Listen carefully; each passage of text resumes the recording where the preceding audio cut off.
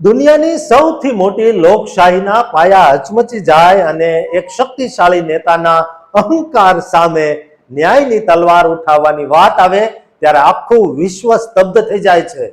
પાટણની પવિત્ર માટીમાં જન્મેલો એક દીકરો જ્યારે 7 સમંદર પાર ન્યાયના સિંહાસન પર બેસીને અમેરિકાના રાષ્ટ્રપતિને જડબાતોડ જવાબ આપે ત્યારે તે ગર્વની ક્ષણ કેવી હશે. આ માત્ર એક ચુકાદો નથી, પણ ન્યાયતંત્રની તાકાતનું એક એવું રહસ્ય છે જે જાણીને તમે પણ દંગ રહી જશો. અત્યારે અમેરિકાના રાજકારણ અને તેની ન્યાયિક પ્રણાલીમાં ચાલી રહેલા એક બહુ મોટા કાનૂની વિવાદમાં ભારતીય મૂળના અને ખાસ કરીને ગુજરાતના ગૌરવ સમાન ન્યાયાધીશ અમિત મહેતાનું નામ વિશ્વભરમાં મુખ્ય રીતે ઉભરી આવ્યું છે. અમિત મહેતા મૂળ આપણા ઉત્તર ગુજરાતના પાટણના વતની છે અને તેમણે અમેરિકાના રાષ્ટ્રપતિ ડોનાલ્ડ ટ્રમ્પને એક બહુ મોટો અને આકરો ફટકો આપતા વોશિંગ્ટનની યુએસ ડિસ્ટ્રિક્ટ કોર્ટમાં એક ઐતિહાસિક ચુકાદો સંભળાવ્યો છે. જજ મહેતાએ બહુ સ્પષ્ટ રીતે ઠેરવ્યું છે કે 6 જાન્યુઆરી 2021 ના રોજ અમેરિકાના કેપિટલ હિલ પર જે ભયાનક હિંસક હુમલો થયો હતો તે પહેલા ટ્રમ્પે જે ઉશ્કેરણીજનક ભાષણ આપ્યું હતું તે રાષ્ટ્રપતિ તરીકેની તેમની સત્તાવાર ફરજો કે જવાબદારીઓના દાયરામાં જરા પણ આવતું નથી. આ ક્રાંતિકારી ચુકાદાના કારણે હવે ટ્રમ્પને અમેરિકાના રાષ્ટ્રપતિ તરીકે મળતા વિશેષ કાયદાકીય સંરક્ષણ એટલે કે પ્રેસિડેન્શિયલ ઇમ્યુનિટીનો કોઈ પણ પ્રકારનો લાભ મળી શકશે નહીં. આ ઘટનાએ અમેરિકન લોકશાહીના પાયા પર બહુ ઊંડી અને ગંભીર અસર કરી હતી. જજ મહેતાએ પોતાના આદેશમાં બહુ જ બારીકાઈથી નોંધ્યું છે કે ટ્રમ્પનું તે ભાષણ સંપૂર્ણપણે પોલિટિકલ એટલે કે એક રાજકીય ઉમેદવારના પ્રચાર જેવું હતું અને તે કોઈ સત્તાવાર સરકારી કાર્યનો હિસ્સો નહોતો.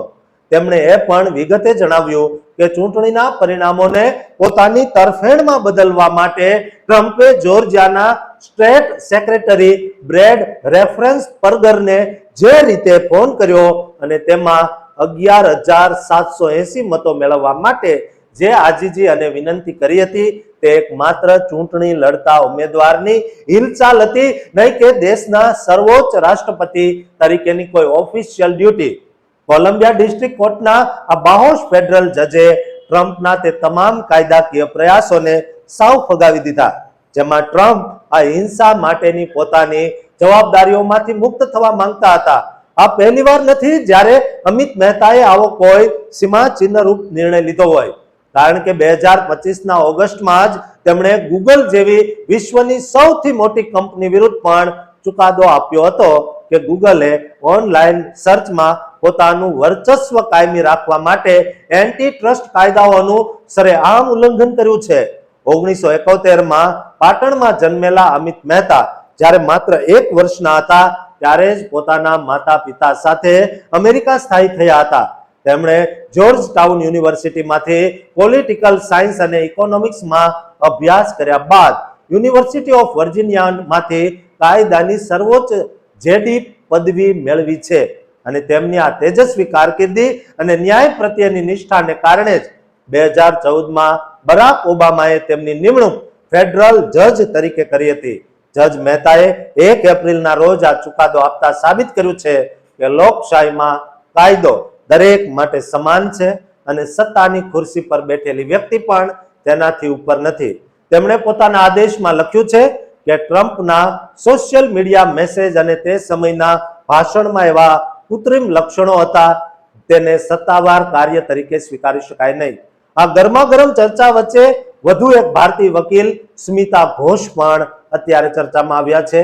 તેમણે ટ્રમ્પના તે એક્ઝિક્યુટિવ ઓર્ડરને અમેરિકાની સુપ્રીમ કોર્ટમાં પડકાર્યો છે જેમાં ટ્રમ્પે જન્મજાત નાગરિકતા એટલે કે બર્થ રાઇટ સિટીઝનશીપ ખતમ કરવાની વાત કરી હતી.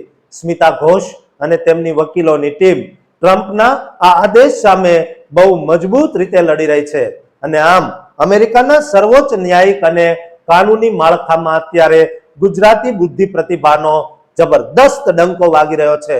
પાટણના આ પનોતા પુત્રએ દુનિયાને બતાવ્યું છે કે સાચો ન્યાય આપવા માટે માત્ર હોદ્દો નહીં પણ હિંમત હોવી જરૂરી છે.